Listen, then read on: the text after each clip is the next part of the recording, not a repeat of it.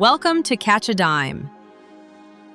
And here is Clark, wide open, knocks down a triple. Well, Clark runs Carrington into... There is one golden rule in basketball that every defender should know by now. You don't realize how fast four-point shots are going to add up. We didn't take that into account, and they've made quite a few. Fee, McBride, so... But for some reason, they just keep breaking it.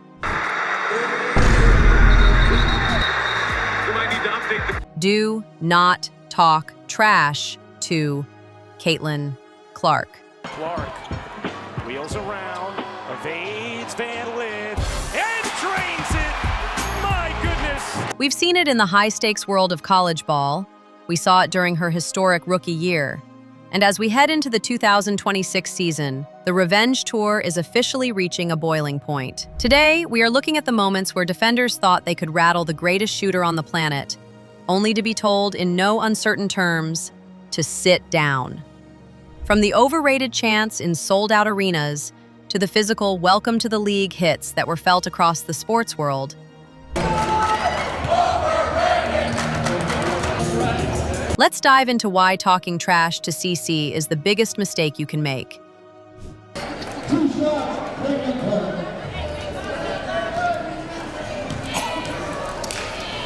This isn't just about basketball.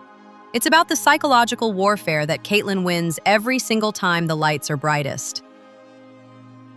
If you think a little chirping is going to throw her off her game,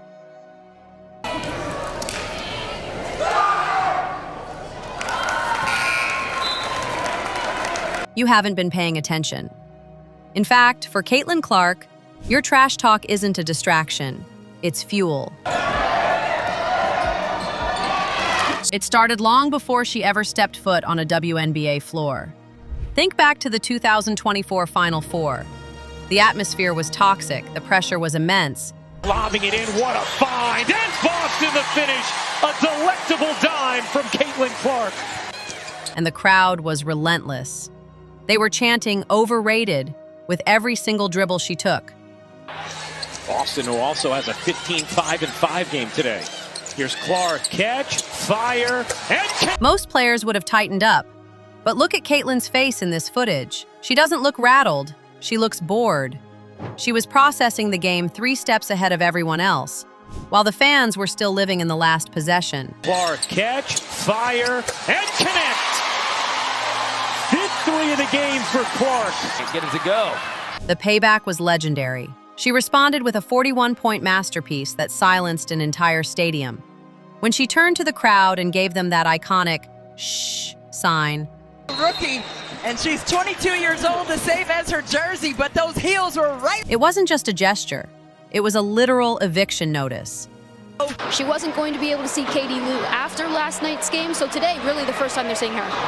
Clark. She was telling them that she owned the building and everyone in it. This is the blueprint for her career. The more you hate, the better she plays. She feeds off that negative energy and converts it into logo distance threes that break the spirit of the defense. When people call her overrated, she doesn't argue with them. She just makes sure they never forget the night they dared to doubt her. By the end of that game, the fans who were screaming overrated were headed for the exits early while Caitlin was punching her ticket to the championship. Unnecessary. Chicago's Kennedy Carter shoulder checking the Fever's Caitlin Clark, knocking her to the ground. This is the moment that broke the internet and changed the conversation around the league forever. June 1st, 2024. Caitlin Clark just went off on Victoria Vivians. Why did the tension skyrocket? Was this just a game, or is a new rivalry born? Kennedy Carter's shoulder check was supposed to be a message. It was an away-from-the-ball hit meant to physically intimidate a rookie and let her know that life in the WNBA was going to be rough. Clark and then the lay from Boston as the officials are going to take a look at what just transpired. Then you had Angel Reese on the sideline, giving it a standing ovation. In any other era, a rookie might have folded under that kind of targeted, high-profile pressure. Carter and Clark. But Caitlin Clark isn't any other rookie. The payback here was tactical and cold. She didn't spend her post-game press conference complaining or playing the victim. Instead, she waited for the rematch. I wasn't expecting it, but I think it's just like just respond, come down, let your play do the talking. You know, it is what it is, I guess. I don't know. She went out and dropped a triple-double, 20 points, 10 rebounds, and 10 assists in a massive blowout win. When the cameras caught her telling a defender, "You're down 15, shut up," she wasn't just being cocky.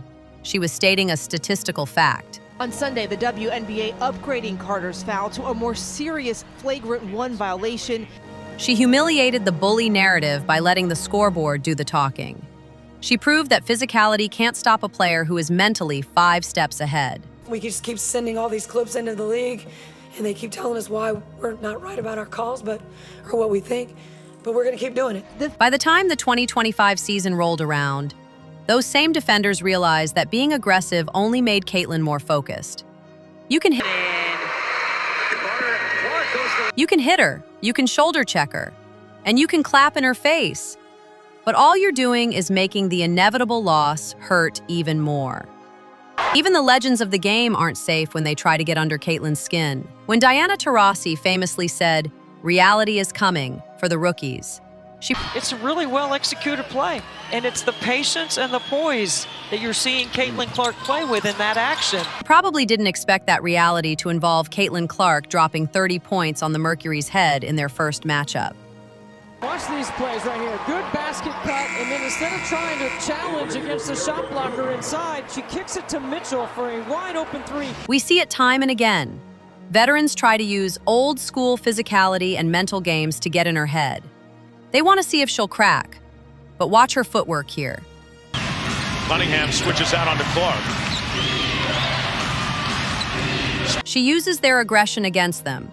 She draws the foul, hits the 3 while falling down. When defenders try to talk trash to Caitlin now, they have to deal with Sophie first. This has created a no-fly zone around Caitlin that has allowed her to flourish. The legends tried to teach her a lesson.